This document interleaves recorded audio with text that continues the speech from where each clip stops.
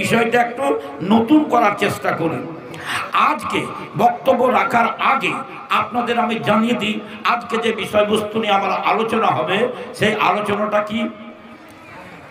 মানুষের তৈরি করা আইনে বিধানে, মানুষের লেখা বই পুস্তকে সংযোজন বিয়োজন হয়, সংশোধন সংযোজন বিয়োজন হয়, কিন্তু যেই আল্লাহর কেতাব, যেই আল্লাহর কোরআন খানা এখন আমি দেখছিলাম, সেই আল্লাহর কেতাবখানা এমন একটা কেতাব যে যাতে কোনো সংশোধন সংযোজন বিয়োজন হবে না, হবে না, হবে না, যা আছে তাই থাকবে আর তাই আছে। বুঝতে পেরেছেন কথাটা আমার?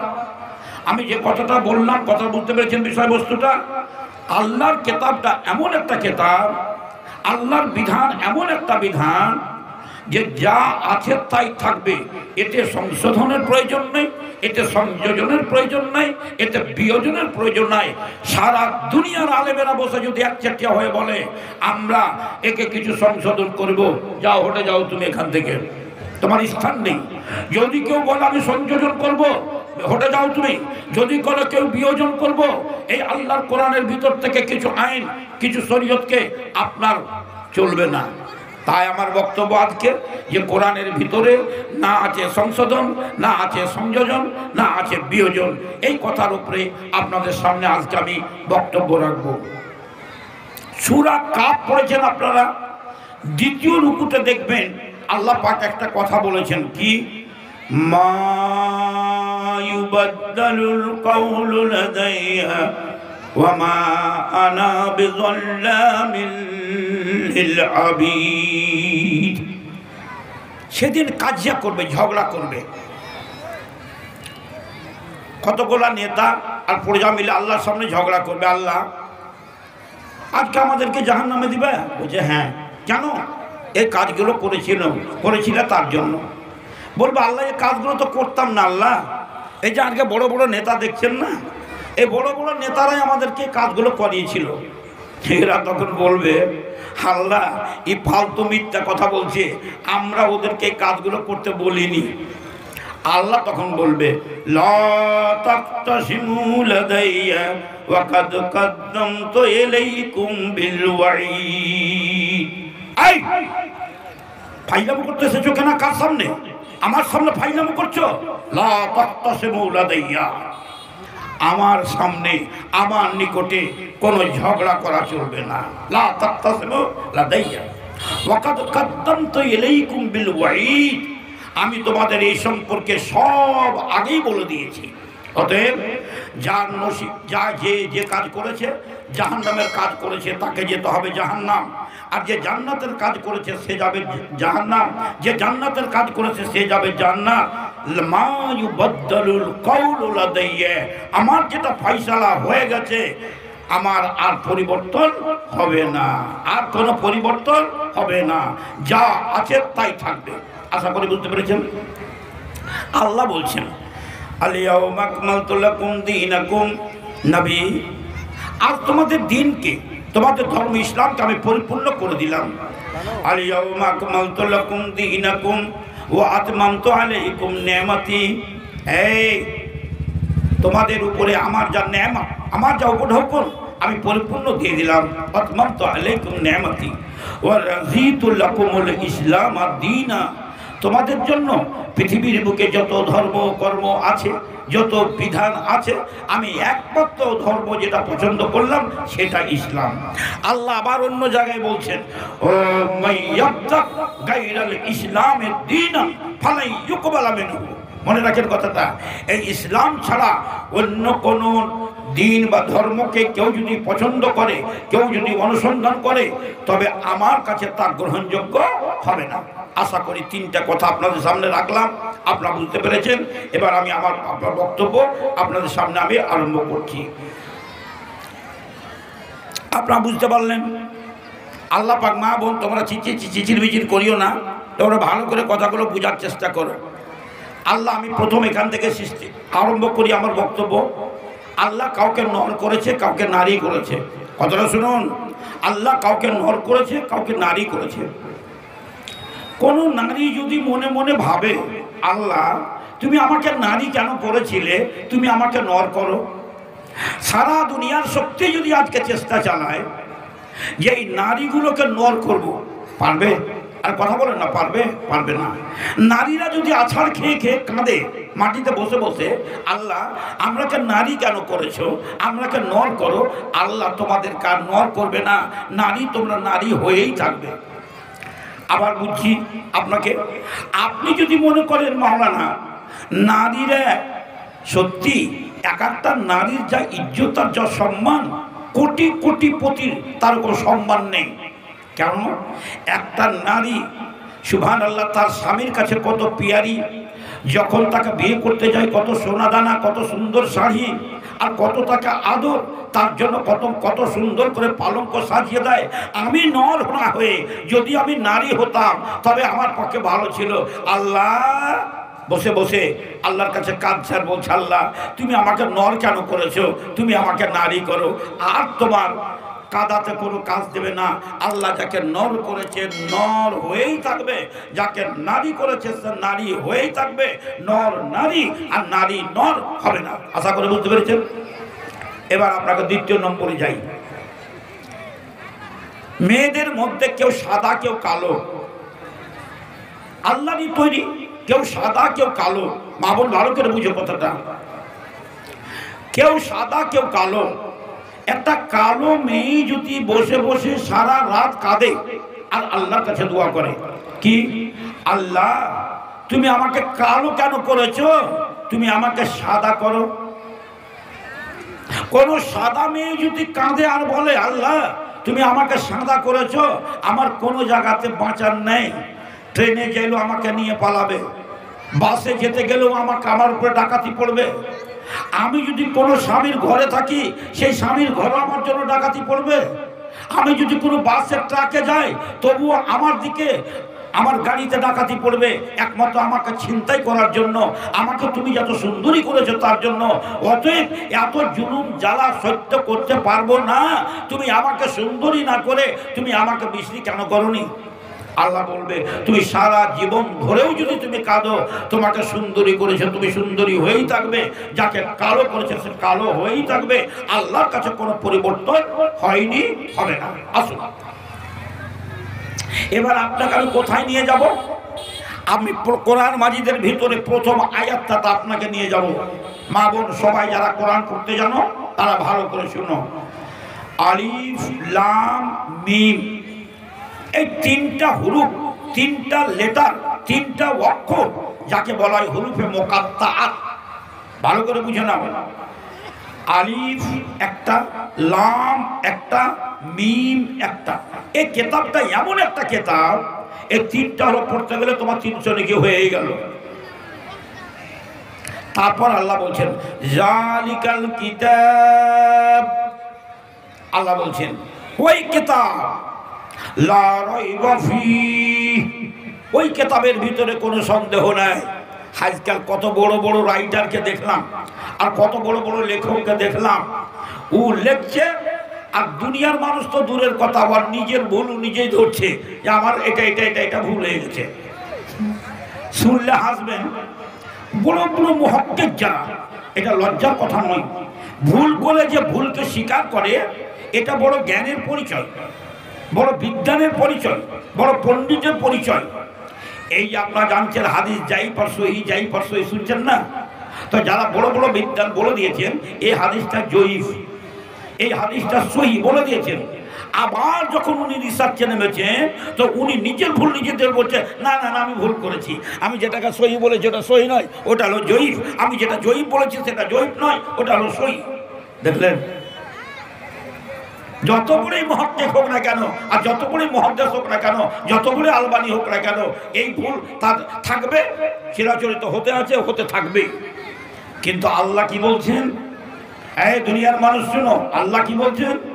জালিকাল কিতাব, ওই কিতাব, যেই কিতাব তোমাদের তাকে আছে, যেই কিতাব তোমাদের ঘরে আছে, যেই কেতাব তোমাদের বাড়িতে আছে, যেই কেতাবের ওপর তোমরা মুরগিকে ডিম পাড়াও, যেই কেতাবের ওপরে মাকড়সার ছা তৈরি করো, যেই কেতাবকে নিয়ে তোমরা ফাজিলামো করো, যেই কেতাবকে মাথায় রেখে তোমরা শপথ করো, যেই কেতাবকে সামনে করে তোমরা কত রকমের কিরা খাও, কসম খাও, ওই কেতাবের কথা বলছি। কি লা রাইবা ফি, এই কেতাবের ভিতরে আমার কেতাব, আমার বাণী আছে। আল্লাহ বলছেন লা রাইবা ফি, এই কেতাবের মধ্যে কোনো সন্দেহ নেই।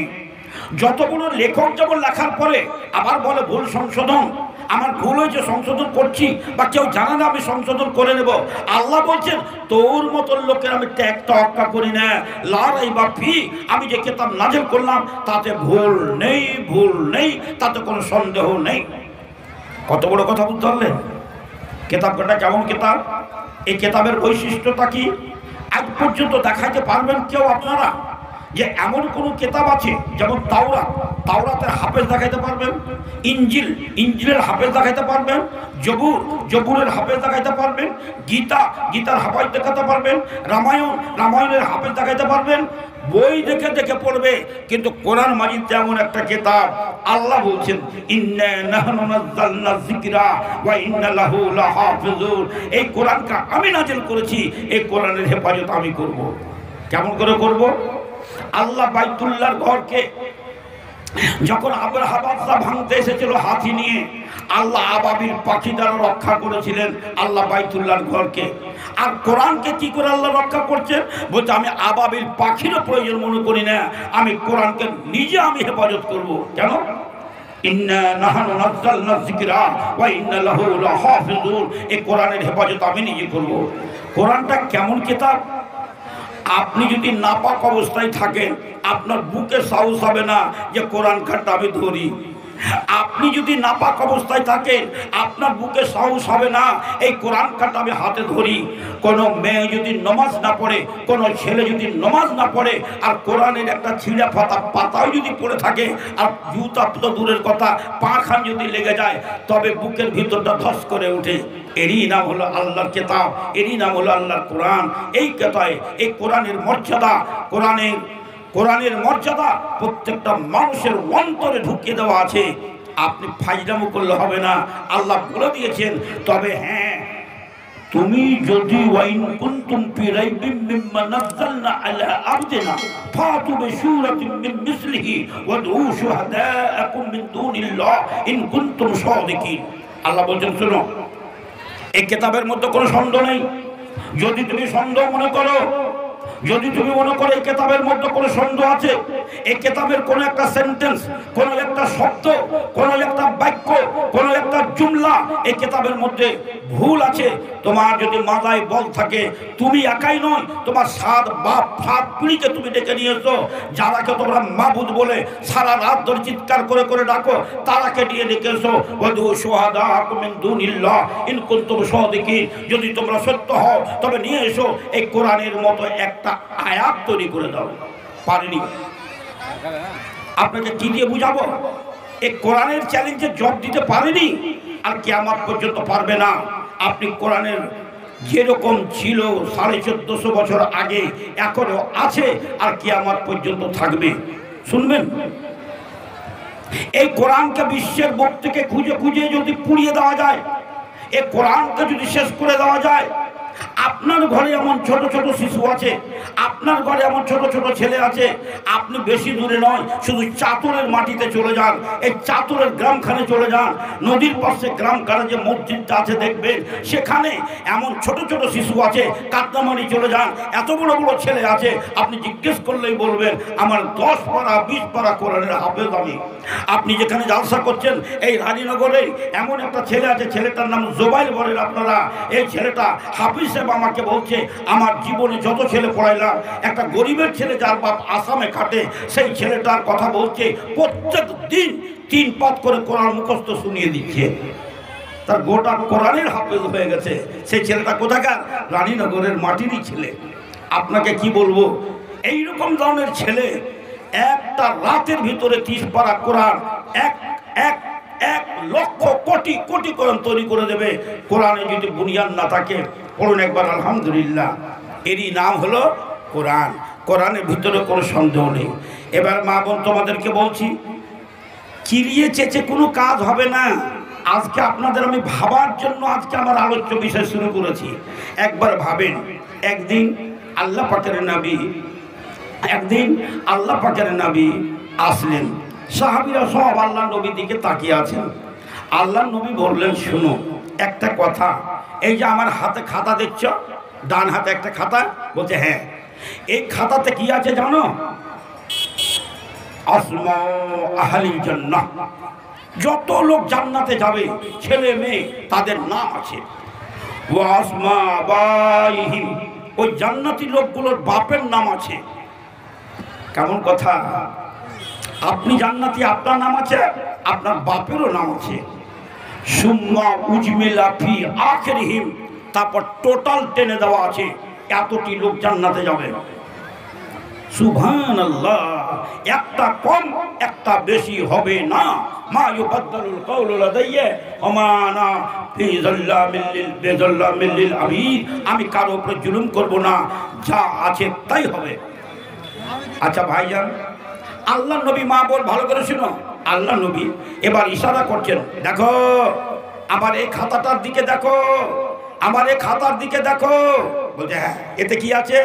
ফিহে আসমা আহলিন নার, যতগুলো লোক জাহান্নাম যাবে তাদের নাম আছে। ওয়া আসমা আবাইহিম, তাদের বাপের নাম লেখা আছে। সুম্মা উজমিলা ফি আখিরিহিম, তারপর তার নিচে টোটাল তারা আছে। আর একটাও কম করা হবে না, একটাও বেশি করা হবে না, এরা জাহান্নামে যাবেই যাবে। আপনি কোনোদিন চিন্তা করেছেন? কোনোদিন রাতে বসে বসে চোখের দুফোঁটা পানি ফেলেছেন? আল্লাহর কাছে হাত তুলে কোনোদিন দোয়া করেছেন যে হে আল্লাহ, আমার নামটা ডান নবীর ডান হাতের খাতাতে ছিল না বাম হাতের খাতাতে আছে, আমি জান্নাত যাব না আমি জাহান্নাম যাব? কোনোদিন চিন্তা করেছেন? আল্লাহর ফয়সালা যা ছিল তাই থাকবে। আসুন একটু আপনাকে বলি একটা হাদিস। স্বামী আর স্ত্রী যখন দুইজনের মধ্যে মিলন হয়, মিলন হওয়ার পরে এক ফোঁটা বীর্য মায়ের পেটে যায়, 40 দিন পর্যন্ত সাদা, 40 দিন পরে সেটা লাল হয়, 40 দিন পরে গোস্তের টুকরো হয়। আপনারা জানেন এটা? রক্তের টুকরো হয়ে 3 40 120, যখন 4 মাস হয়ে যায় তখন একটা ছোট্ট মাংসের টুকরা, ওই মাংসের টুকরাটাকে আল্লাহ পাক তার কাছে ফেরেশতা পাঠিয়ে দেন। এত বড় কারিগর ছোট্ট মাংসের টুকরাটাকে একটা সুন্দর ছেলে বা একটা সুন্দরী মেয়ে তৈরি করে দেয় এবং তার কপালে 4টা জিনিস লিখে দেয়। কতদিন বাঁচবে লিখে দেয়, কতদিন বাঁচবে লিখে দেয়। তারপরে লিখে দেয় সেটা সাকিউন হবে না সাইয়িদুন হবে, অর্থাৎ সে ব্যাড ক্যারেক্টার না গুড ক্যারেক্টার, সে জান্নাতি না জাহান্নামী, ওর নসিবে লিখে দেয়। 2 নম্বর। 3 নম্বর, ফামার রিজকো, সেই লোকটা ধনী হবে না গরিব হবে লিখে দেয়। সেই লোকটা ধনী হবে না গরিব হবে লিখে দেয়। সুবহানাল্লাহ, ওর যা কিছু আছে সব লিখে দিল। জাকারুন আও উনসা, সেটা ছেলে হবে না মেয়ে হবে, ওই গোস্তের টুকরোটার কপালে লিখে দিল। আপনার তাই হয়েছে, ছেলে যেখানে লেখা হয়েছে মেয়ে হবে না, মেয়ে যেখানে হয়েছে ছেলে হবে না, জান্নাতি যেখানে হয়েছে জাহান্নামী হবে না, জাহান্নামী যাকে লেখা হয়েছে সে জান্নাতে যাবে না। শোনো, যে ধনী লেখা হয়েছে তাকে গরিব হবে না, যাকে গরিব লেখা আছে সে ধনী হবে না। 4টা জিনিস আল্লাহ নসিবে লেখা দিয়েছেন। আপনি এটা বিশ্বাস করবেন কিনা? এবার আপনার সামনে আমি একটা হাদিস আনি। আল্লাহ পাকের নবীর যুগে এক যুদ্ধতে একজন সাহাবী এমনভাবে যুদ্ধ করছেন, সবাই মনে মনে বলছেন এই সাহাবীটা হবে জান্নাতি। আল্লাহ নবীকে বলছেন, আল্লাহ রসুল যদি জান্নাতে যায় তো 1 নম্বরে আপনার এই সাহাবীটাই জান্নাতে যাবে। আল্লাহ নবী তখন বলছেন, শুনো, ইন্নাহু মিন আহলিন নার। দেখেছেন, এই লোকটা যাবে জাহান্নামে। সাহাবীকে তো মাথা উতাল পাতাল করতে লাগলো। এই লোকটা যদি জাহান্নামে যায়, যেই লোকটা সারা রাত ধরে ইবাদত করে, সারা দিন আল্লাহর রাস্তায় জিহাদ করে, আমার স্ত্রী বিধবা হবে, ছেলে মেয়ে ইয়াতীম হলে বলে কোনো চিন্তা করে না, আল্লাহর রাস্তায় সংগ্রাম করে, আর সেই লোকটা যাবে জাহান্নামে। একটা লোক বলছে, আল্লাহ নবীর কথাটাকে মিথ্যা ভাবতে পারি না, আমি কিন্তু তার পিছনে ধরে নিলাম, দেখি তো কোথায় যাচ্ছে। ও যখন দৌড়ায় আমি তখন দৌড়াই, ও যখন হাঁটে তখন আমি হাঁটি, ও যখন বসে যায় তখন আমি বসে যাই, ও যখন দাঁড়ায় তখন আমি দাঁড়িয়ে যাই। ওর পিছনে পিছনে তাকি করতে করতে যুদ্ধ করতে লাগলো। ফালাম্মা কাসুরাতুল জারা, এবার তাকে যখন জখম বেশি হয়ে গেল আর যন্ত্রণা সহ্য করতে পারলো না, আল্লাহর যুদ্ধ, আল্লাহ রাস্তায় যুদ্ধ করতে করতে আর কষ্ট সহ্য করতে পারলো না, যেহেতু ওর কপালে ওর নসিবে লেখা আছে জাহান্নাম, সেই লোকটা তীরটাকে নিয়ে গিয়ে মাটিতে পুঁতে দিল, তীরের মাঠটা, আর তীরের ফলটাকে উপরে রাখলো, আর এইভাবে নিজের পেটটাকে ওর উপরে রেখে দিয়ে দিল দাবন দিয়ে আত্মহত্যা করে গেল জাহান্নাম। দেখলেন, আল্লাহ নবী বলছেন শুনো, যার নসিবে আল্লাহ জান্নাত লিখেছে ও জাহান্নাম যাবে না। যত বড় জাহান্নামের কাজ করুক, করতে করতে আল্লাহ এমন ওকে হেদায়েত দিয়ে দিবে, আল্লাহকে দেখে এমন ভয় করবে যে জান্নাতের কাজ করে সে জান্নাতে চলে যাবে।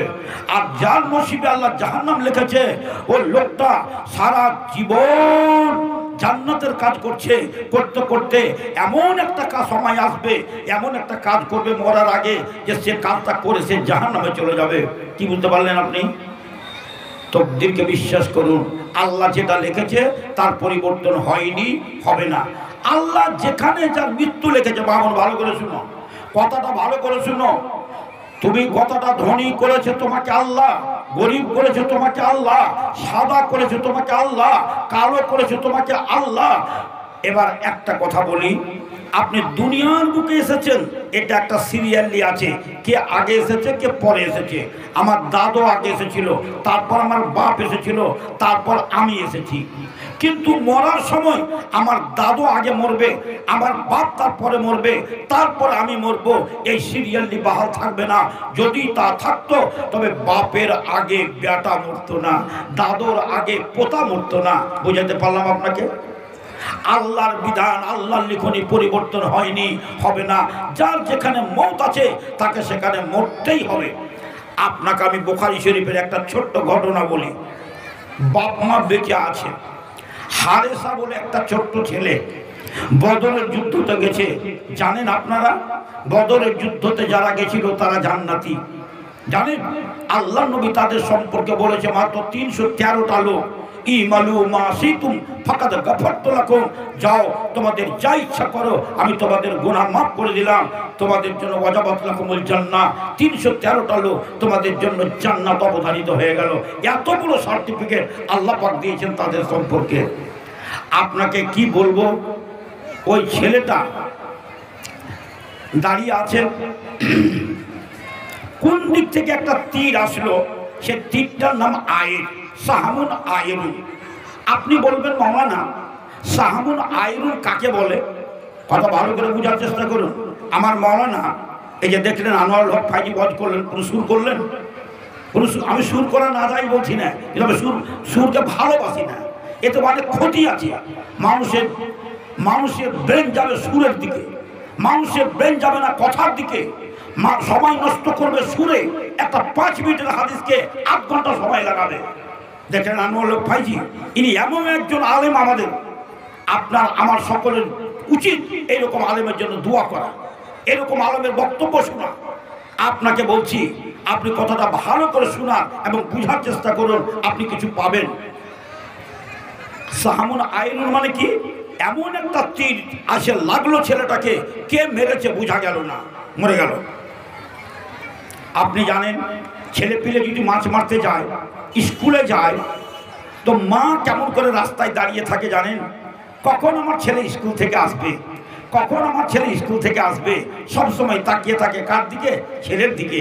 হায়রে মায়ের ময়া, মা তুমি কাঁদিও না, তুমি শোনো, তোমাকে একটা কথা বলি, এক্ষুনি বললাম আমি, মা ইউবাদদালুল কাউলু লাদাইয়া ওয়া মা আনা বিযাল্লামিল লিল আবিদ। তোমার ছেলের কপালে লেখা আছে বদরের যুদ্ধে তোমার ছেলে মারা যাবে, তুমি কেঁদে কি করবে? শোনো, আজকে ছেলেটাকে যখন তীরটা লেগে গেল, কবিতুরকে জবাই করে ছেড়ে দিতে গেলে যেমন ছটপট করে, করতে করতে মারা গেল। মা তাকিয়ে আছে মাঠের দিকে, দলে দলে লোক বাড়ি আসছে, কিন্তু হারেসা আসে না। ছেলেটার নাম হারেসা, হারেসার মা কিন্তু তাকিয়ে আছে ওই ছেলের দিকে। হারেসা আসে না, হারেসা আসে না। কেন আসে না? লোক জেনেও কিছু বলে না। একটা লোক বলছে, ও হারেসার মা, তুমি কিসের জন্য দাঁড়িয়ে আছো?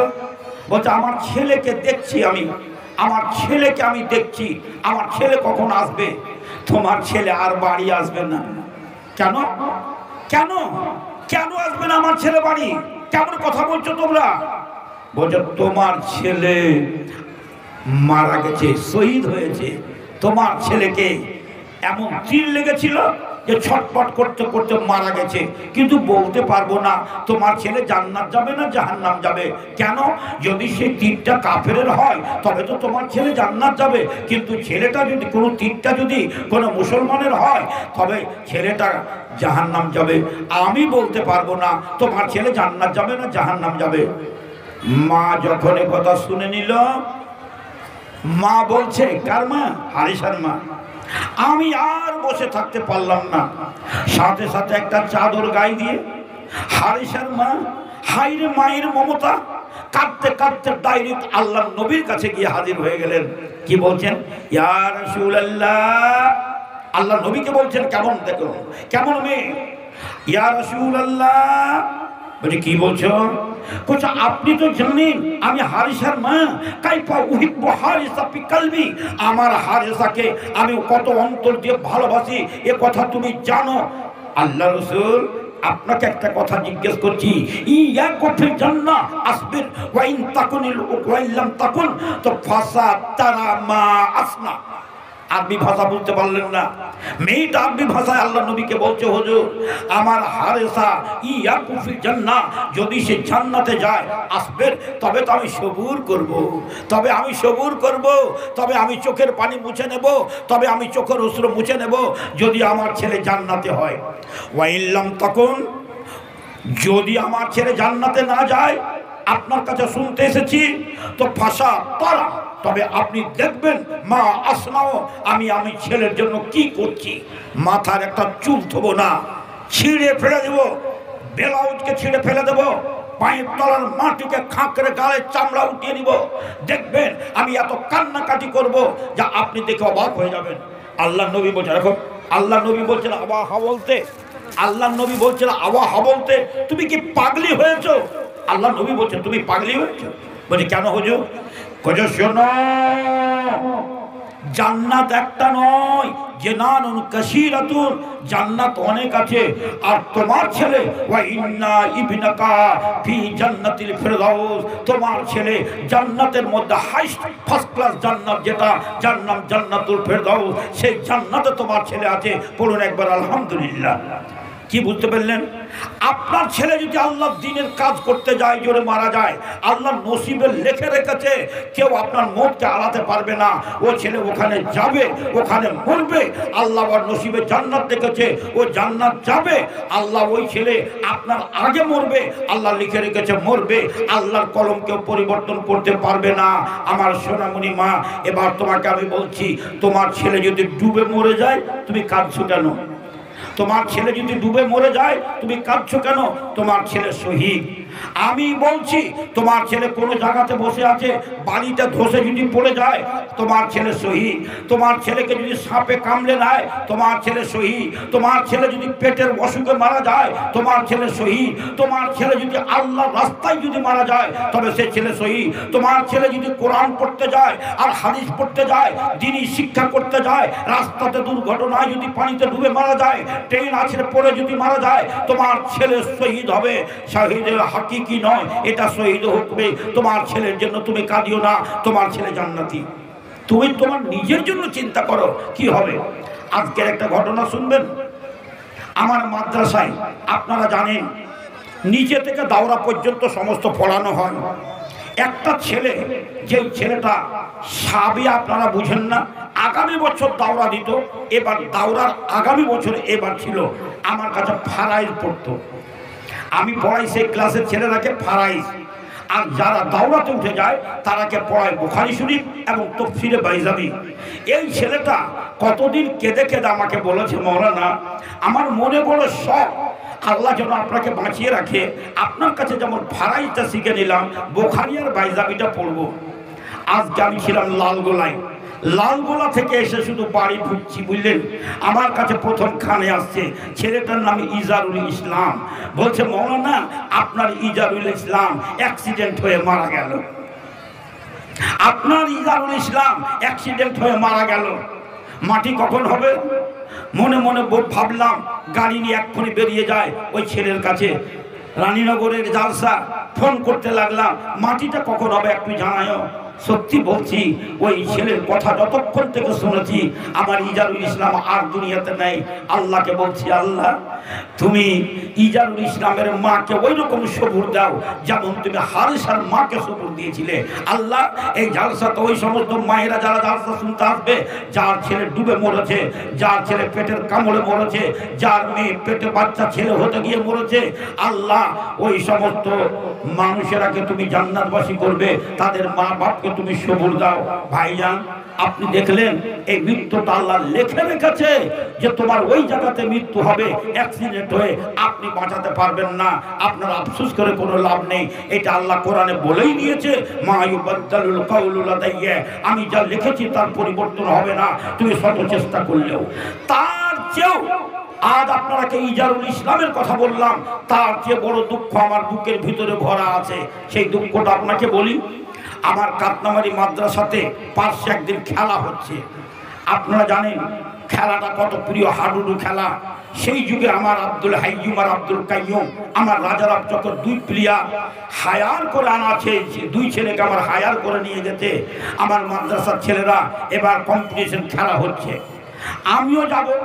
সমস্ত শিক্ষক ছাত্র কেউ নেই, মাদ্রাসা একেবারে টোটাল শো করছে, একটা বাচ্চাও দেখা যায় না। আমি গেটে বের হচ্ছি, দেখছি কি ছেলে দুটা বসে বসে পড়ছে, একটার নাম ইজাজ আর একটার নাম আব্দুল হক। দুই ছেলে এক মার পেটের দুই ভাই, দুই ছেলে পড়ছে। আমি গেলাম ওদের কাছে, আরে বাবা কি করছিস? লিখছি। খাতাটা বললাম, এক পাত ইংলিশ, এক পাত বাংলা, এক পাত আরবি, মনে হচ্ছে টাইপ লিখছে, মনে হচ্ছে টাইপ। পড়াতো যেমন ভালো, লিখতো তেমন ভালো, মেহনত কত ভালো। আমি বলছি বাবা সবাই চলে গেছে খেলা দেখতে, তুমি খেলা দেখতে, তোমরা খেলা দেখতে যাবে না? বলছে মৌলানা আমার আব্বা আম্মা আমাকে পড়তে পাঠাচ্ছে, বড় কষ্ট করে পড়াচ্ছে, আমরা যাব না, আমরা এখানেই পড়ছি, এই জন্য আমরা বসে বসে দুবার পড়াটাকে লিখছি। মনটা খুশি হলো, সময় নষ্ট করব না। কয়েকদিন পরে ঈদুল আজহার ছুটি হয়ে গেল। ঈদুল আজহার পরে সমস্ত ছেলে মাদ্রাসায় এসেছে, আমি গেছি। ছেলে দুটাকে ক্লাসে দেখতে পাই না, ব্যাপারটা কি বুঝতে পারি না। কালকে আসবে পরশু আসবে এই করতে করতে ছেলে দুটা ছিল কিশনগঞ্জে, ওখানকার একটা শিক্ষক। ওকে আমি জিজ্ঞেস করছি, আচ্ছা বাবা আপনাদের ওই গ্রামে ওই এলাকার যে দুটা ছেলে এজাজ আর আব্দুল হক, ছেলে দুটা বাড়ি মাদ্রাসা আসে না কেন? শিক্ষকটা কাঁদতে লাগলো। আমি বলছি কেন কাঁদছেন? বলছে মৌলানা আপনাকে কি বলবো, আপনি খবর পাননি? আমি না, ছেলে দুটা গরিব ছেলে, তার মা ভিক্ষা করতে এসেছিল, ওই কুমেরপুর থেকে ওই সাইডে ভিক্ষা করে নিয়ে গেছে। এবার ছেলেরাকে টাকা যথেষ্ট পরিমাণে দিতে পারেনি, যা পেয়েছে তাই দিয়েছে। ছেলে দুটা এইবার রাস্তাতে একটা কাঠের ট্রাকের উপরে চলেছে, কম ভাড়া লাগবে, মাদ্রাসা আসবো, কদুবাড়ি দেশে নেমে যাব, মাদ্রাসা আসবে। আপনারা রায়গঞ্জ নাম শুনেছেন, রায়গঞ্জের পাশে বিহিনগর, বিহিনগরের ট্রাকে ট্রাকে ধাক্কা খায়, ট্রাকটা উল্টে যায়, ছেলে দুটা সব তলে, তারপরে ট্রাক সব কিছু ছেলে লাড়ি ভুড়ি মগজ সব শেষ হয়ে গেছে। মা যখন দেখলো পাগলি হয়ে গেল মা। আমি সেই গ্রামে জালসাতে গেলাম, সেই মা তার গ্রামের লোক আমাকে বলছে মৌলানা আব্দুল হবার এজাজের মা পাগলি হয়ে গেছে, আপনার সাথে দুটা কথা বলতে চায়। আমি গেলাম, সান্ত্বনা দিয়ে পারি না, একটাই কথা বললাম, শোনো মা আজকে তোমার সামনে আমি এসেছি, হাদিসার হাদিসটা শুধু খালি তুমি শুনে নাও। তুমি আজ কাঁদছো, আজ তোমার ছেলে বলেছে, তার আগে হারেসা তার মার ছেলে ছিল, হারেসা বলেছে আল্লাহ নবী তাকে শুভ জান্নাতের শুভ সংবাদ দিয়েছে। তোমার ছেলে চুরি করতে গিয়ে মরেনি, ডাকাতি করতে গিয়ে মরেনি, তোমার ছেলে কোরআন হাদিস শিক্ষা করতে যেতে যেতে মরেছে। তুমি শুনে নাও, তোমার ছেলে জান্নাতি। আমি আপনাদের সামনে আর কি দিয়ে বুঝাবো ভাই? আল্লাহর যেটা ফয়সালা আপনাকে মেনে নিতে হবে, আল্লাহর ফয়সালা মেনে নিতে হবে। আল্লাহ যদি আপনাকে সুখী করে, আল্লাহ যদি আপনাকে দুঃখী করে, আল্লাহ যদি আপনাকে সাদা করে, আল্লাহ যদি আপনাকে কালো করে, আল্লাহ যদি আপনাকে ধনী করে, আল্লাহ যদি আপনাকে গরিব করে, আপনাকে মেনে নিতে হবে। এটা আল্লাহর ফয়সালা। আল্লাহর ফয়সালা মেনে নেওয়া এটাই একটা ইমানদারের কাজ। আল্লাহর ফয়সালা কোনোদিন পরিবর্তন হয়নি, হবে না। যেখানে যার যেভাবে মৃত্যু আছে হবে। একটা হাদিস বলি আপনাদেরকে, হাদিসটা ভালো করে শুনবেন, মন দিয়ে শুনবেন, বুঝতে পারবেন। আপনার মত কোথায় হবে বলতে পারবেন? আপনি বলতে পারবেন, মা বোন শুনো ভালো করে। একটা লোক, তার নাম হলো হারাম বিন মিলহান। ভালো করে কথাটা শুনে নেন। তার নাম হলো হারাম বিন মিলহান। হারাম বিন মিলহান এই ছেলেটা চলে যাচ্ছেন। আল্লাহর নবী বললেন, তোমরা যাও। এই রানীনগর গ্রাম আছে, বৈরগাছি আছে, মহারাজপুর আছে, রাজাপুর আছে, এই গ্রামে গ্রাম দিয়ে চলে যাও। যেখানকার লোকেরা আল্লাহকে চিনে না, আল্লাহকে মানে না, আল্লাহর ওয়াহদানিয়াত মানে না, হালাল হারাম জানে না, তাদেরকে শরীয়তের কিছু কথা তাদেরকে বলে এসো। চলে গেলেন। হারাম বিন মিলহান তার স্ত্রী চোখে সুরমা দিয়ে স্বামীকে ডাকছে, স্বামী কোথায় যাচ্ছ? চলে গেলাম ডিউটিতে। তোমার চোখের ফুলকি দেখে, তোমার মুখের হাসি দেখে, তোমার সৌন্দর্য দেখে তোমার ঘরে বসে থাকা আমার চলবে না। আমি আমার ডিউটিতে চলে গেলাম। কলেজার টুকরো ছোট্ট ছেলে, তারও মায়া করলো না, স্ত্রীরও মায়া করলো না, বাড়ি থেকে বেরিয়ে গেল। কেন? যেতে হবে, আমার দায়িত্ব, আমার দায়িত্ব, যে দায়িত্ব আল্লাহ নবী আমাকে দিয়েছেন। চলে গেলেন দায়িত্ব পালন করতে। তার সাথে আরো কিছু লোক ছিল, তারাকে বললেন, শোনো, তোমরা এখানে দাঁড়িয়ে যাও, আমি এই গ্রামটাতে যাচ্ছি। এই গ্রামের লোককে যে বলবো, ওরা যদি শুনতে চায়, ওরা যদি শুনতে চায় আল্লাহর ওয়াহদানিয়াতের কথা, আল্লাহর একত্ববাদের কথা, জান্নাত জাহান্নামের কথা, এরা যদি শুনতে চায় তবে আমি তাদেরকে বলবো। আর যদি এরা শুনতে না চায়, আমি তোমাদের কাছে ফিরে চলে আসবো। তোমরা এখানে দাঁড়িয়ে তখন। আমি চলে গেলাম। গেলেন, গ্রামের মোড়লকে বললেন, কি ব্যাপার, আমাকে কিছু অনুমতি দিবেন? আপনার গ্রামের লোকজনকে ডাকবেন, আপনাদের গ্রামের লোকজনকে ডাকুন, আমি কিছু আলোচনা করব, আল্লাহর ওয়াহদানিয়াতের কথা শুনবেন। বলছে, হ্যাঁ। বুদ্ধি দেখুন, আপনারা যেমন আমার সামনে বসে আছেন, এইভাবে বসে গেলেন। আর হারাম বিন মিলহান এইভাবে শুরু করেছেন, আলহামদুলিল্লাহ আলহামদুলিল্লাহ নাহমাদুহু ওয়া নাস্তাঈনুহু ওয়া নাস্তাগফিরুহু ওয়া নুমিনু বিহি ওয়া নাতাওয়াক্কালু আলাইহি। এই ওয়াজ করতে শুরু করেছেন। করতে করতে কিছু দূর গেছেন, কোরআন তেলাওয়াত করছেন। ওই গ্রামের মণ্ডল তখন একটা লোককে ইশারা দিয়ে দিয়েছে, তুই এই ধর বল্লম, আর পিছন দিক দিয়ে বল্লমটা নিয়ে আয়। লোকটা পিছন দিক থেকে এসে এই বল্লমটা সোজা সোজি মেরে দিল। এখানে এমন করে মারল, পেট দিয়ে বের হয়ে গেল। আনফাজা, আনফাজা কথাটার মানে ভিতরে থাকলো না, একে মারে মেরে আগা দিক দিয়ে বের হয়ে গেল। পেটের ভুঁড়িটা পেড়ে গেল, ভুঁড়ি শেষ হয়ে গেল। এইবার আর চেপে ধরতে পারলো রক্তকে, কিন্তু রক্তকে চেপে ধরে থামতে পারলো না। বুড়িয়ে রক্ত যখন পেরে গেল, আল্লাহর কসমকে বলছি, বুখারী শরীফের হাদিস, হাদিসের রাবি বলছেন, যিনি সচক্ষে দেখেছিলেন হারাম বিন মিলহানকে, তিনি বলছেন এইভাবে হারাম বিন মিলহান খাবলে 2 খাবল রক্তকে নিলেন। নিজের রক্ত দেখে আর বরদাস্ত করতে পারলেন না, নিজের রক্ত নিজের মুখে এবং মাথাতে মাখতে শুরু করলেন। আর বলতে লাগলেন, ফুলতো ওয়া রব্বিল কাবা, ফুলতো ওয়া রব্বিল কাবা, मैं कामयाब हो गया, কাবা কে রব কি কসম, আমি কাবার রবের কসম খেয়ে বলছি আমার জীবন ধন্য হয়ে গেল। কেন? আমি মারা গেলাম আল্লাহর রাস্তায়, আল্লাহর দ্বীনের কাজ করতে করতে মারা গেলাম, তাবলীগ করতে করতে মারা গেলাম। ভাইজান, আমার বলার উদ্দেশ্য, আপনি যদি দ্বীনের কোনো কাজ করতে করতে মারা যান, মসজিদের বালু আনতে গেছেন, মসজিদের সিমেন্ট আনতে গেছেন, মসজিদের ইট আনতে গেছেন, মসজিদের কোনো কাজ করতে গেছেন, আর যেতে যেতে আপনি অ্যাক্সিডেন্ট হয়ে গেলেন, আপনার নসিবটা আছে জান্নাত, কে আপনাকে জাহান্নামে নিয়ে যাবে? আপনার নসিবে আছে জান্নাত। এই জন্য ভালো কাজের দিকে আপনার মন হয়ে গেছে। কেউ তো মদ ছেড়ে যেতে পারে না, জুয়া ছেড়ে যেতে পারে না, কেউ তো নমাজের ধারে বারে যায় না, কেউ তো মসজিদের টুকি মেরে দেখে না। আপনার এত ময়া হয়েছে, আপনি মসজিদ তৈরি করবেন, এই দয়াটা এই ময়াটা আপনার হাতে কে দিল? একটা বুখারী শরীফের হাদিস আপনাকে বলি, আপনাকে কি দিয়ে বোঝাবো মা বোন? শুনো, ভালো করে কথাটা বুঝে নাও। শোনা, কথাটা বুঝো, কথাটা বুঝো মা। এই হাদিসটা যেটা বলছি ভালো করে কথাটা বুঝো। কি আল্লাহ নবী যারা হজ করতে গেছেন তাদেরকে বলবেন বাকিউল গারকাত একটা কবরস্থানের নাম। কত লক্ষ লক্ষ কবর আছে, আপনার চোখ দিয়ে তাকাবেন যেদিকে, এখান থেকে কুমারগঞ্জ এত দূর চলে যাবে মা, শুধু কবরস্থান কবরস্থান কবরস্থান হয়ে আছে। এত গালা লোকে চিল্লাইছেন কেন ভাই সাহেব আপনারা? ও এত চিল্লাইছেন কেন? কথাটা ভালো করে শুনেন, এত দূর কবরস্থান। আল্লাহর নবীর কথা বলছি শুনেন। একজন লোক মারা গেছে, সাহাবীরা লোকটাকে মাটি দিতে গেছে। আমরা যেমন মাটি দিতে যাই, বুকে কত সাহস আমাদের, আর কবরের কাছে গিয়েও ছোটা কথা বলতে আমরাকে এক টাকা দ্বিধা লাগে না। এসেছি কোথায়? কবরের কাছে।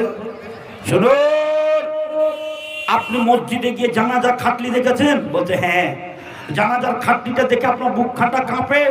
আপনি কোন লোক বলেছে তাকে গোসল দিতে দেখেছেন? সে কি কোনো কথা বলে? বলছেন না। আপনি বলেন যখন লোকটাকে সাদা কাপড়ের কাপড় পরায় লোকটা কোনো কথা বলে? বলছেন না। ওই লোকটার মতো আপনি একদিন ওই জানাজার খাটনিতে সাদা কাপড়ের কাপড় পরে ওই কুল পাতা গরম পাতা দিয়ে গোসল করে আপনাকে নিয়ে যাওয়া হবে কবরে। এই দৃশ্যটা আপনার মনে আছে? আশ্চর্য কথা। যদি থাকে তবে ওই কবরস্থানের কাছে গিয়ে আপনার বেমানি কথা বের হবে না, কবরস্থানের কাছে গিয়ে আপনার ঝগড়ার কথা বের হবে না, কবরস্থানের কাছে গিয়ে আপনার অন্য কোনো আলোচনা হবে না। শুধু চোখ দিয়ে পানি ঝরবে, আর না হয়তো ভিতরটা দর করে কাঁপবে, আল্লাহ আমি মরলেও আমাকেই কবরে যেতে হবে। তাই একজন কবি বলছেন, মানব তুমি মানব হয়ে যাও, মানবের পরিচয় কেন দেবে না? মানব তুমি মানব হয়ে যাও, মানবের পরিচয় কেন দেবে না? অন্যায় অত্যাচার অবিচার ব্যভিচার করে বুকখানা কেন আজ দূর দূর কাঁপে না? বুকখানা কেন আজ দূর দূর নাচে না? কত মেয়ে স্বামীর ঘরে ডুকরে ডুকরে কাঁধে, বিষের পিয়ালা হাতে লয় নতুবা গলায় ফাঁসি বাঁধে, সহ্য আর কত করবে যন্ত্রণা? মানব তুমি মানব হয়ে আজ, মানবের পরিচয় কেন দেবে না? অন্যায় অত্যাচার ব্যভিচার করে বুকখানা কেন আজ দূর দূর কাঁপে না? বুকখানা কেন আজ দূর দূর নাচে না? কত তালাক প্রাপ্ত মেয়ে বাবার ঘরে রয়, কত তালাক প্রাপ্ত মেয়ে বাবার ঘরে রয়, সাধের যৌবন খানা কেঁদে কেঁদে করে দিল ক্ষয়। যৌতুক বিনে স্বামীর সনে থাকার কি অধিকার পাবে না? মানব তুমি মানব হয়ে আয়, মানবের পরিচয় কেন দেবে না? অন্যায় অত্যাচার ব্যভিচার করে বুকখানা কেন আয় দূর দূর কাঁপে না? বুকখানা কেন আজ দূর দূর নাচে না? দেখবেন, এবার হাদিসটা শুনেন, বুঝতে পারবেন। আল্লাহ নবী কবরস্থানে বসে আছেন। হায়রে নবীরে, যার আগের পিছের গুনাহ মাপ, সেই নবী আমার কবরস্থানের কাছে গিয়ে একটা খেজুরের ডাল আছে হাতে, আরবিতে বলা হয় মিক্সারা, একটা খেজুরের ডাল আছে হাতে। আল্লাহ নবী ওই ডালটা নিয়ে সামনে এইভাবে এক আঁক মারছেন, আর ডালটাকে মাটির উপরে একটু কাদা হয়ে আছে, আর জায়গাটাকে এভাবে আল্লাহ নবী ডালটাকে নিয়ে খেলা করছেন। আল্লাহ নবী খেয়ালও করেননি আল্লাহ নবী কোথায় বসে আছেন আর আল্লাহ নবী কিভাবে আছেন। আল্লাহ নবী সাহাবীরা যারা ওখানে গেছিলেন চতুর্দিকে আল্লাহ নবীকে ঘিরে বসে গেছেন, চতুর্দিকে ঘিরে বসে গেছে। আমি যেমন বসে আছি, আপনার চতুর্দিকে আমাকে ঘিরে বসে আছেন, সবাই আমার দিকে দেখছেন। আমি তো সবাইকে দেখতে পারি না, বুঝতে পারি না। এইবার আল্লাহ নবীকে কিন্তু সবাই মিলে ঘিরে আছেন। আল্লাহ নবী চট করে মাথাটা উঠিয়ে বলছেন, কি ব্যাপার, এরা সব এরকম বসে কেন আছে? তখন বলছেন, হ্যাঁ আল্লাহ নবী তখন একটা কথা বলছেন, সমস্ত সাহাবী আল্লাহ নবীর কথাটা টু কপি করছেন, আল্লাহ নবীর কথাটা বর্ণনা করছেন। আল্লাহ নবী সেই সময় মুখ দিয়ে কে কথাটা বের করেছিলেন, আমার সোনামণি মায়েরা শোনো। আল্লাহ নবী কি বলছেন, মা মিন আবদিন ইল্লা কাদ কুতিবা লাহু মাকাদুহু মিনাল জান্নাতি আও মিনান নার। বুঝতে পারলেন না আরবি কথা? আল্লাহ নবী বললেন এই কথাটা, শুনো শোনো শোনো শোনো শোনো, তোমরা হাসো আর কাঁদো যাই করো না কেন, আর এখানে যত আল্লাহর দুনিয়াতে আল্লাহর বান্দা বান্দি আছে, ও জান্নাত যাবে না জাহান্নাম যাবে আল্লাহ ওর নসিবে লিখে দিয়েছে। যদি জান্নাত যাওয়া হয় তবে সে জান্নাত যাবে, আর নসিবে যদি জাহান্নাম থাকে তবে সে জাহান্নামে যাবে। এই কথাটা আল্লাহ নবী যেমনই বলা, সাহাবীরা তখন বলছেন কি, ইয়া রাসূলুল্লাহ, বলছে কি, ইন্টারোগেটিভ সেন্টেন্স বুঝেন তো, ইন্টারোগেটিভ সেন্টেন্স করে বলছে, ইয়া রাসূলুল্লাহ আফালা নাত্তাকিলু আলা আকদারিনা ওয়া নাদাউল আমালা। আপনি যখন বলছেন আমাদের নসিবে যদি জান্নাত থাকে তো জান্নাত যাবই যাব, আমাদের নসিবে যদি জাহান্নাম থাকে জাহান্নাম যাবই যাব, তবে আর আমল করে দরকার কি? কথাটা কি ভুল বলছেন? কথাটা তো ঠিকই বলছেন, আর আমলের দরকার কি? আজ থেকে তকদিরকে বিশ্বাস করলাম, ঘরের ভিতর থেকে আর বের হবো না, ঠান্ডা পানিতে ওযু করব না, আর গোসল করব না, বড় দিনে আর রোজা করব না, টাকা খরচা করে হজ করতে যাব না, আর এত কষ্ট সিদ্ধ দিনের ইসলামের জন্য করব না, আর জিহাদের দরকার নেই, কোরআন তেলাওয়াতের দরকার নেই, আর শরীয়তের দরকার নেই। যদি নসিবে থাকে জান্নাত তবে জান্নাত যাব, আর নসিবে যদি জাহান্নাম থাকে জাহান্নাম যাব। আজ থেকে ঘরে বসে থাকলো। আল্লাহ নবী বলছেন ভুল, মা বোন শোনো, ভুল ভুল ভুল। বলছে কি ভুল? তোমরা বুঝতে পারলে না আমার কথাটা? বলছে কেন? কুল্লুন মুয়াসসারুন লিমা খুলিকা লাহু। কি দিয়ে বুঝাবো আপনাকে? একটু বুঝার চেষ্টা করুন, আমি শুধু বললে হবে না, আপনি বুঝার চেষ্টা করুন। আল্লাহ নবী বলছেন, এটা বুখারী শরীফের হাদিস, আমি আপনাদের গাঁজাখড়ি কথা বলি না। আর কথাটা ভালো করে শুনবেন, একবার আল্লাহ নবীর প্রিয় বচন, আল্লাহ নবী নিজে বলছেন, শুনুন, কুল্লুন মুয়াসসারুন লিমা খুলিকা লাহু, কুল্লুন মুয়াসসারুন লিমা খুলিকা লাহু। আল্লাহ নবী বলছেন, তোমাকে যদি জান্নাতের জন্য আল্লাহ জান্নাতি করে থাকে, জান্নাতের কাজ তোমাকে করতে সহজ লাগবে, আসান লাগবে, মিষ্টি লাগবে, ভালো লাগবে। আর তোমাকে যদি জাহান্নামী করে থাকে তবে জাহান্নামে কাজ করতে তোমাকে ভালো লাগবে। কাউকে দুধ খেতে ভালো লাগে, কাউকে মদ খেতে ভালো লাগবে। বলবো কি? আপনার বলেন, আপনি কি বলো? কাউকে গরুর মাংস খেতে ভালো লাগে, কাউকে শুকুরের মাংস খেতে ভালো লাগে। আমি কি করব? আমার কোনো কথা নেই। কাউকে রমজান মাস আসতে গেলে রোজা রাখতে ভালো লাগে, কারো রমজান মাস আসতে গেলে পেটে কামড় শুরু করে দেয়। আমি কি বলবো? কাউকে, আপনাকে বলছি, রমজান মাস আসতে গেলে ও তো কত তৈরি হয়ে থাকে, মা বোনেরা ছেলেরা কত ভোর রাত্রে ভাত রান্না করব, আর সেহারি খাবো, আর ইফতার করব, সারাদিন না খেয়ে থাকবো, পিপাসা লাগবে, তবুও আমরা কিছু খাবো না, আর আল্লাহর কাছে দোয়া করব, আল্লাহর জিকির আজকার করব, আল্লাহর কাছে জান্নাত চাইবো, আল্লাহর কাছে জাহান্নাম থেকে পানা চাইবো, রোজার অবস্থায় আল্লাহর কাছে যা চাইবো আল্লাহর গুণগান করব। এইভাবে আল্লাহর বান্দা বান্দি, কেউ চাই আমি মদ খাবো, আর কেউ চাই দুধ খাবো, কেউ চাই রোজা রাখবো, কেউ কয় রোজা ছাড়বো, কেউ কয় কিছু করব। আল্লাহ যদি আপনার নসিবে জান্নাত লিখে থাকে তবে জান্নাতের কাজগুলো আপনাকে ভালো লাগবে। পানি ঠান্ডা লাগবে না, পানি ঠান্ডা লাগবে না, আপনাকে কোরআন তেলাওয়াত করতে মুশকিল লাগবে না, আপনাকে শুদ্ধভাবে সালাত আদায় করতে খারাপ লাগবে না, আপনাকে বড় দিনে রোজা করতে কষ্ট লাগবে না। জান্নাত যদি আপনার নসিবে থাকে আপনাকে ভালো লাগবে। একটা কথা বলি, একটা লোককে বলছে, এই তুই টাকা দে তো, তোকে আল্লাহ এত বড় ধনী করেছে, একটা মসজিদ করব, মসজিদ করতে গেলে আল্লাহ যার টাকা তো মসজিদ হবে তাকে জান্নাত দিবে, তো তুই গুটি টাকা দে, 2-4 লাখ টাকা দে, বা 2-4-10,000 টাকা দে। ওকে বলছি, শুনে, আল্লাহ যদি ওর নসিবে জান্নাত লেখা হয় তবে তো আল্লাহ ওর টাকাতে মসজিদ করবে, আর ওর টাকাতে ওর নসিবে জান্নাতই নেই, তবে কাজে ওর টাকাতে মসজিদ হবেই না, ওর টাকা দেল থেকে বাড়াইবেই না, ওর টাকা পকেট থেকে বাড়াইবে না, ও চোরের মতো মসজিদ থেকে পালিয়ে যাবে, ও টাকা দিবে না।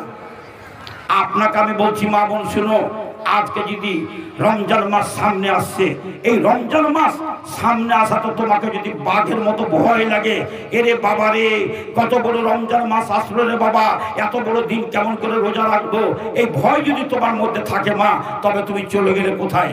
আর যদি তোমার মনে আরমান জাগে আগে থেকে আমি রান্না বাড়া করে রাখা যাবে না, চাল ডাল যা তৈরি করতে হয় সব রেখে দিলাম, আর রমজান মাস যেমনই আসবে তেমনই আমি বাস শুধু রান্না পাকা করব আর আল্লাহর কোরআন তেলাওয়াত করব, আল্লাহর জিকির আজকার করব, এইভাবে যদি তুমি প্রস্তুতি নাও, এটা নবীর সুন্নাহ।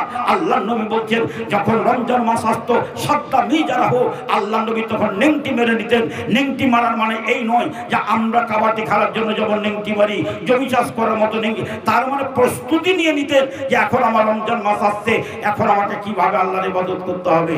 আমার মা বোন, এই রমজান মাস সামনে আসছে, এই যে ঘর, আল্লাহর ঘর, এই ঘর তৈরি করার জন্য যদি আপনার মনের মধ্যে আরমান জাগে যে না আমি আল্লাহর কাছে জান্নাত নিব, তবে আপনাকে আল্লাহর ঘর তৈরি করতে টাকা দিতে আপনাকে দেরি লাগবে না, আপনাকে কচিলাতে হবে না, আপনাকে মলতে হবে না, এমনি আপনার টাকা পকেট থেকে বেরিয়ে চলে আসবে, হাত থেকে বেরিয়ে। আর যদি আপনার নসিবে জান্নাত না থাকে তবে কি করে আসবে? আল্লাহ বলছেন, আমি বলছি না, আল্লাহ বলছেন কি, সুম্মা কাশাফ قلوبكم من بعد ذلك فهي كالحجارة أو أشد قسوة وإن من الحجارة لما يتفجر منه الأنهار وإن منها لما يشقق فيخرج منه الماء وإن منها لما يهبط من خشية الله وما الله بغافل عما تعملون। আচ্ছা মা সোনামণি, এই মজলিসে তোমাদের মধ্যে এমন কেউ আছে যে স্বামী মারা গেছে, তুমি বিধবা, তোমার স্বামী তোমার বিছানায় আর নাই, এইরকম মা কেউ আছো? ভাইজান আপনাদেরকে বলছি, এইরকম কোনো লোক আছেন যে আপনার স্ত্রী মরে গেছে, ওকে কবরে রেখেছেন, আপনি ডাঙ্গাতে আছেন, এইরকম লোক একটা আছেন? মা আমি তোমাকে বলছি, তোমার বাপ তোমার মা মরে গেছে, এই তুমি আজকে দুনিয়াতে আছো, তোমাকে একদিন তোমার বাপ মার মতো হয়ে ওই রকম করে গোসল দিয়ে সাদা কাপড়ের কাপড় পরিয়ে তোমাকে মাটির ঘরে কবরে রেখে দিবে। এইরকম ধরনের কোনো মা কি আছো যে তোমার স্বামী তোমার বাপ তোমার মা মারা গেছে তুমি দেখোনি? ভাই আপনাকে বলছি, আপনার বাপ মা আপনার থেকে দেখতে সুন্দর ছিল, আপনার থেকে জমিদার ছিল, আপনার থেকে বুদ্ধিমান ছিল, আপনার বাপ আপনার মা আজকে দুনিয়ার বুকে নেই, ওই মাটির ঘরে আছে, মরে গেছে। আপনি কি এই কথাটা জানেন? বলতে হ্যাঁ জানি। জানা সত্ত্বেও আপনি এটা বুঝছেন আমি মরলেও আমাকে বাপ মায়ের মতো করে ওই কবরের ভিতরেই যেতে হবে। অথচ যদি এ কথা তোমার বিশ্বাস থাকে তবে কোনোদিন তুমি মদ মুখে দিবে না, কোনোদিন তুমি সুদের কাজে যাবে না, কোনোদিন তুমি হারাম কাজে যাবে না, কোনোদিন তুমি পাপের কাজে যাবে না, কোনোদিন তোমাকে ঠান্ডা লাগবে না, কোনোদিন তোমার দ্বারা ডাকাতি করা হবে না, কোনোদিন তোমার দ্বারা অন্যায় অত্যাচার অবিচার ব্যভিচার করা হবে না। যদি এই ভয় তোমার ভিতরে থাকে তবে তো কোনোদিন তোমার দ্বারা এই কাজ করা সম্ভব নয়। মা আমার, তাই আল্লাহ আমাদের মতো মানুষকে সম্বোধন করে বলছেন, মানুষরে তোর বাপ মরল, তোর স্বামী মরল, তোর স্ত্রী মরল, তোর ছেলে মরল, তোর মেয়ে মরল, মরে গেল, চোখের সামনে মাটিতে দিয়ে দিলি, মাটিতে মিশিয়ে গেল, তবুও সুম্মা কাসাত কুলুবুকুম মিন বাদি যালিক, তবুও তোমাদের দিলগুলো শক্ত হয়ে গেল কাল হেজারা পাথরের মতো, আর অসাধ্য কাশুয়াতান, পাথর থেকে তোমাদের দিল শক্ত, আর অসাধ্য কাশুয়াতান মিনাল হেজারা। শোনো আমার কথা, যদি তুমি বিশ্বাস না করো, পাথর থেকে তোমাদের হৃদয় যদি শক্ত না হয়ে থাকে, আমি তোমাদেরকে বলবো ইন্না মিনাল হেজারাতে লামা ইয়াতাফাজ্জারু মিনহুল আনহার ওয়া ইন্না মিনহা লামা ইয়াশাক্কাকু ফায়াখরুজু মিনহুল মা ওয়া ইন্না মিনহা লামা ইয়াহবিতু মিন খাশিয়াতিল্লাহ। আল্লাহ তিনখানা পাথরের উল্লেখ করে এই কোরআন পাকের ভিতরে বলে দিলেন, শোনো পাথর আমাকে ভয় করে, পাথর ফেটে পানি বের হয়, পাথর চিরে পাথরের ভিতর দিয়ে পানি বের হয়, পাথর আল্লাহর ভয়ে, আমি আল্লাহ আমার ভয়ে পাথর থরথর থরথর করে কাঁপে। তোমাকে কবর বলে, তোমাকে জাহান্নাম বলে একটুকু তোমার বুকের ভিতরে ভয় আসে না? একটুকু তোমার বুকের ভিতরে একটু আস্ফালন আসে না? আমি মরবো কেন, আমি এই অন্যায় করছি? অন্যায় করছো অথচ তুমি অন্যায় বুঝতে পারো না। যদি তোমার দিলখানা শক্ত না হতো তবে তুমি সত্যি বুঝতে পারছে তোমার দিলখানা পাথর থেকে শক্ত। বলবেন মৌলানা একটা দলিল দেন তো দেখি যে পাথর কি ফেটেছে সত্যি? আমি বলছি হ্যাঁ, শুনুন আপনারা আমি দুটা কথা বলি, আমার মা বোন ভালো করে শুনো। মূসা আলাইহিস সালামকে দুনিয়াতে আসতে দিবে না বলে, ভালো করে শুনুন, দুনিয়াতে মূসাকে জন্ম নিতে দেবে না বলে ফেরাউন বলেছিল, পুলিশ প্রত্যেক গ্রামে পাহারা দিয়েছিল, এই মেয়ে জাতির কাছে, নারী জাতির কাছে কোনো নর যেন যেতে না পারে, কারণ এই নরের সাথে মিলিত হলে এদের পেটে বাচ্চা হবে। আর যদি বাই চান্স কোনো মেয়ের পেটে আগে থেকে বাচ্চা থাকে, সিআইডি লাগিয়ে দিল, যেই মেয়ের পেটের বাচ্চাটা মায়ের পেটে আছে, যেমনই মা প্রসব করবে সেই বাচ্চাকে ধরে সাথে সাথে ওর গলাতে ছুরি লাগিয়ে মার চোখের সামনে জবাই করে দিত। এ কথা আমি বলি না, আল্লাহ কোরআন বলছে, খুলে দেখুন,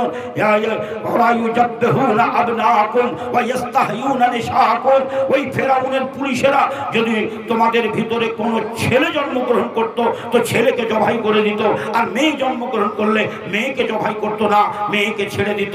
এইটা আল্লাহ তাআলা বলছেন। কেন? একমাত্র মূসাকে পয়দা হতে দেবে না বলে। কিন্তু আল্লাহ বলছে, ফেরাউন তোর থেকে বড় রাজনীতি আমি বুঝি।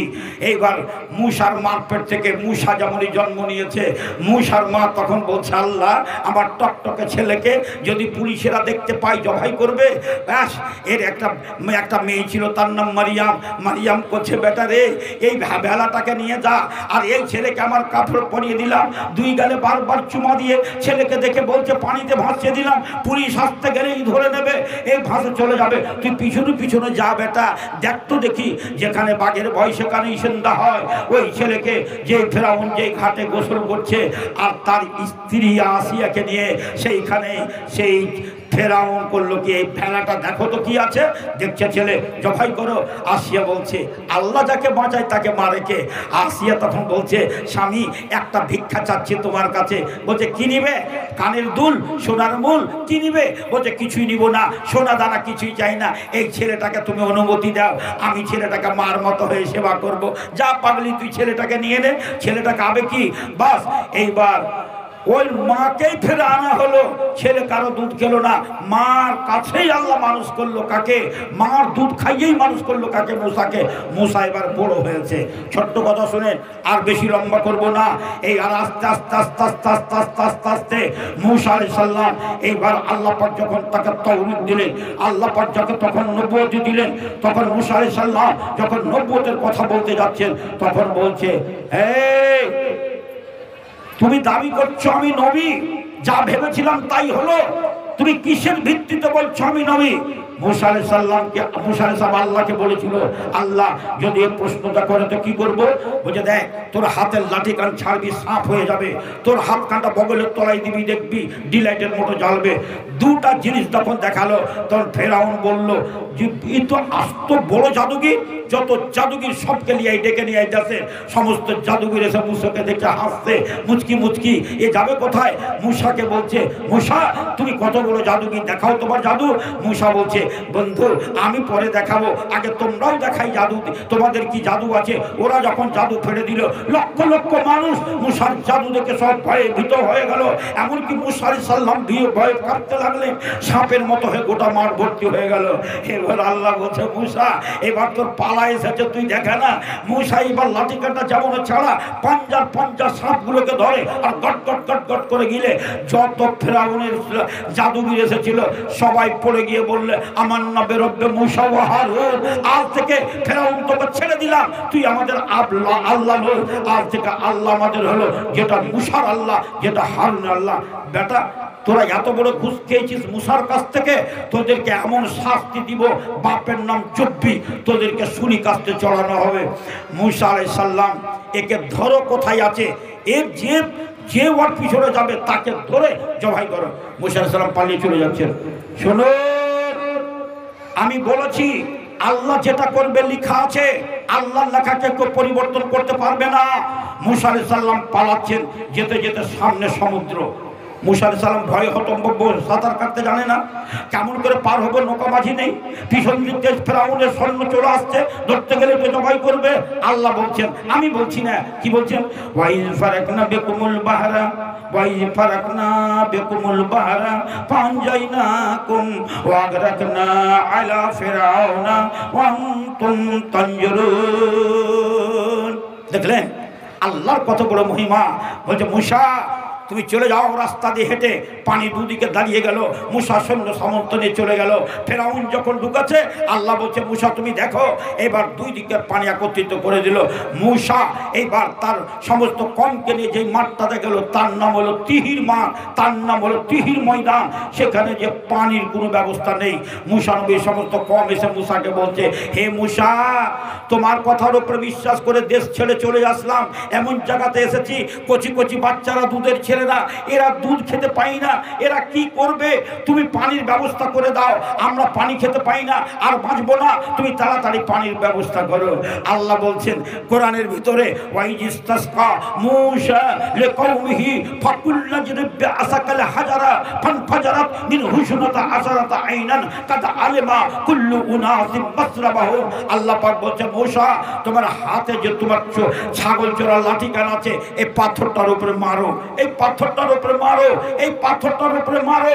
যেমন মূসা ওই লাঠিখানা পাথরে মারে, আল্লাহ পাথরকে বলছে এ পাথর, আগুন আমার কথা শুনেছি তুমি জানো না? আগুনে যখন ফেরাও, যখন আগুনের ভিতরে আর নমরুদ যখন আবার ইব্রাহিমকে ফেলেছিল, আমি আগুনকে বলেছিলাম তুই ইব্রাহিমের একটা ফসল ফুলাবি না। আগুন আমার কথা শুনেছে। এ পাথর আমি তোর আল্লাহ, আমি খালিক, তুই মাখলুক। আমি তোকে বলছি মূসা পানি চাইছে, আমার তোর মধ্যে পানি ফাটছে, পাথর ফেটে যা। এবং সাথে সাথে পাথর ফেটে গেল। ফানফাজারাত মিন হুসনাতা আসারাতা আইনা, 12টা পানি চশমা প্রবাহিত হলো। এগুলো কেসা না কাহিনী, এগুলো কোরআনের কথা। আপনার যদি বিশ্বাস না হয়, আমার যদি বিশ্বাস না হয়, এগুলো কল্পিত কাহিনী যদি মনে হয়, তবে আমি মুমিনই হতে পারিনি, তবে আমি মুমিনই হতে পারিনি, তবে আমার নামাজ রোজা কোনো কাজেই দিবে না। কাজে আপনাকে বলছি এটা আল্লাহর বাণী। আল্লাহ কত বড় শক্তিমান দেখলেন। পানি পাথর কথা শুনেছে, পাথর কথা শুনেছে, পাথর আল্লাহর ভয়ে ফেটেছে, পাথর থেকে পানি বের হয়েছে। আপনাদের একটা প্রশ্ন জাগবে, মাওলানা পাথর কাটা কোথায় গেল, কোথা থেকে এলো? তো শুনেন একটু ঘটনাটা বলেই দিই, মা বোন সবাই মিলে শুনুন, কথাটা পাথরটা বুঝতে পারবেন। এইবার একদিনের কথা শুনেন। আমাদের দেশে একটা ফতোয়া জিজ্ঞেস করি, আমাকে অনেক লোকে জিজ্ঞেস করে মাওলানা দিনের বেলা তো আমরা কাপড় পরে গোসল করি, রাত্রে যখন গোসল করি, ইশারাতে কথা বুঝতে পারছেন, রাত্রে যখন গোসল করি স্বামী স্ত্রী কেউ আর থাকে না, ওই সময় কি উলঙ্গ হয়ে গোসল করতে পারি? কথাটা বুঝতে পারলেন তো? ফতুয়াটা কি দিব, ফতুয়াটা কি দিব? মেলাই আলেমের কাছ থেকে মেলাই ফতুয়া পাবেন। তো ঘটনাটা শুনে প্রতিপক্ষে আপনাকে কাপড় পরেই গোসল করাটা ভালো। নাঙ্গা উলঙ্গ হবেন একমাত্র পায়খানা করার সময় আর স্বামী স্ত্রীতে মিলনের সময়, বাকি আপনি যথেষ্ট চেষ্টা করবেন উলঙ্গ না হওয়ার। এবার যদি কেউ উলঙ্গ হয়ে করেও পাই যদি, তবে তাকে গুনাহগার বলা যাবে না, তবে যতদূর সম্ভব সতর্ক হয়ে যাওয়াটাই ভালো। এবার ঘটনাটা বলি আপনাদেরকে। মূসা আলাইহিস সালাম তার যুগে তারা গোসল করতো উলঙ্গ হয়ে, বাপ বেটা একই ঘাটে লাটার পাটার করছে, গোসল করছে। মূসা আলাইহিস সালামকে খুব লজ্জা লাগতো। বুখারী শরীফের হাদিস, মূসা আলাইহিস সালাম একটু দূরে যে গোসল করতেন, তখন এরা বলছে আরে জানিস মূসা আলাইহিস সালামের বড় হয়ে গেছে, একটা আইব লাগিয়ে দিল। মূসা আলাইহিস সালাম তখন কি করবে মনে মনে চিন্তা করছেন, আল্লাহ আমার উপরে এত বড় আইব লাগাচ্ছে। মূসা আলাইহিস সালাম কাপড়টাকে পাথরের উপরে রেখে দিয়ে আর গোসল করতে লেগেছেন। তবে মূসা আলাইহিস সালাম উলঙ্গ হয়ে গোসল করলেন, বুঝতে পারছেন তো? মূসা আলাইহিস সালাম উলঙ্গ হয়ে গোসল করছেন, তার প্রমাণ মূসা আলাইহিস সালাম কাপড়ের উপরে কাপড় লুঙ্গিটা রেখে দিয়ে আর গোসল করছেন। এবার গোসল করা যেমন হয়েছে, দেখছে তো পাথর খান্ডার নাই, কি করছে? পাথরখানা আগে আগে হাঁটতে শুরু করেছে। মূসা আলাইহিস সালাম তো পিছন থেকে বলছে ইয়া হাজারো সওবি, ইয়া হাজারো সওবি, এ পাথর আমার লুঙ্গি খানতে, আমার লুঙ্গি খানতে। পাথর কথা শুনবে? পাথর আপনার পালাইছে। মূসা আলাইহিস সালাম পিছনে পিছনে দৌড়, তখন ও দৌড়। মূসা আলাইহিস সালাম যখন থেমে যায়, পাথর কান থেমে যায়। মূসা আলাইহিস সালাম যখন হাঁটতে লাগে, পাথর কান হাঁটতে লাগে। মূসা আলাইহিস সালাম দৌড়াইতে লাগে, পাথর কান দৌড়াইতে লাগে। আরে অটোমেটিক খেল, পাথর দৌড়াইছে, ই আবার কেমন কথা? চলে গেল, পাথর দৌড়াইতে শুরু করছে। মূসা আলাইহিস সালামের আগাল মানুষ জানেন আজরাইলের চোখ কানা করে দিয়েছিল। লাঠি নিয়ে কিন্তু দৌড়তেই আছে, দৌড়তে দৌড়তে দৌড়তে দৌড়তে এবার কিন্তু পেয়ে গেছে কোথায়? ওই পাথরকে। কোথায়? আপনারা যেমন বসে আছেন ওইভাবে বানি ইসরায়েলের 7 বাব্বাটা বসে এক জায়গাতে মিটিং করছে, আর ওইখানে করে যে পাথর কাটা থেমে গেছে। মুসা আলাইহিস সালাম যা কুলুঙ্গি খাল নিয়ে আর হাতে পিনছেন আর লাঠির বাড়ি সাটা সাট 2-4 বাড়ি পাথর কাটা লাগাইতে লেগেছেন। হ্যাঁ, এবারে কিন্তু বানি ইসরায়েল সব দেখছে, মুখ হনুমান মুখ পোড়া বাঁদর সব। এরা বলছে হবে আমরা যে বলছিলাম যে মুসা আলাইহিস সালাম এরকম হয়ে গেছে, তো মুসা আলাইহিস সালাম তো টকটকে হয়ে আছে, টলটলে হয়ে আছে, মুসা আলাইহিস সালামের তো কোনো রকমের আইব নেই। ওরা নিজে লজ্জিত হয়ে গেল। আল্লাহ পাক রব্বুল আলামিনের কথা পাথর শুনেছে, আপনি আল্লাহর কথা শুনবেন না? আপনি পাথরের মজাইকা শুনলেন, পাথর ফেটে পানি বের হয়েছে আপনি শুনলেন, পাথর আল্লাহর কথা শুনে দোলা যাবে শুনলেন? আরে শুনে আপনাকে আর বেশি বুঝাবো না। পাথর আল্লাহর কথা যদি শুনতে পারে আপনি কেন শুনবেন না? আগুন যদি আল্লাহর কথা শুনতে পারে আপনি কেন শুনবেন না? আপনাকে বলছি এক কথায়, আপনি দুনিয়ার বুকে যেমন তৈরি হয়েছেন, আপনার থেকে বড় বড় বাহাদুর, অর্থশালী, শক্তিশালী, বড় বড় বৈজ্ঞানিক আপনার আগে দুনিয়াতে এসেছিল, তারা দুনিয়া থেকে চলে গেছে। আপনাকে সিধা মনে দুনিয়া থেকে যেতে হবে। মা আমার, তোমার থেকে কত সুন্দরী রূপসী মেয়ে দুনিয়াতে এসেছিল, তারাও মাটিতে মিশিয়ে গেছে, তোমাকেও একদিন মাটিতে মিশিয়ে যেতে হবে। অতএব আমি তোমাদের কাছে আজকে দাওয়াত নিয়ে এসেছি 3টা।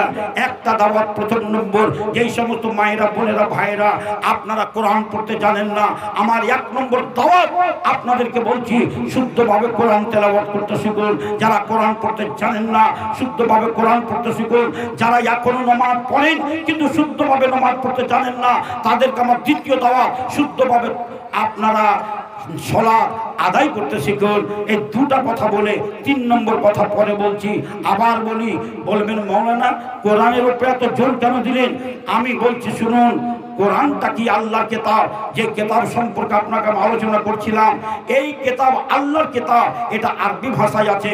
আপনার জেনে নেন এই কিতাবটা আরবি ভাষায় আছে। আপনার জেনে নেন, আপনি যখন মরে যাবেন, আপনার কবরে আমাদের নবী যিনি এসেছিলেন তার ভাষা ছিল আরবি। আপনি যখন মরে যাবেন, কবরে যখন যাবেন, আপনাকে প্রশ্ন জিজ্ঞাসা করা হবে আরবি ভাষাতে।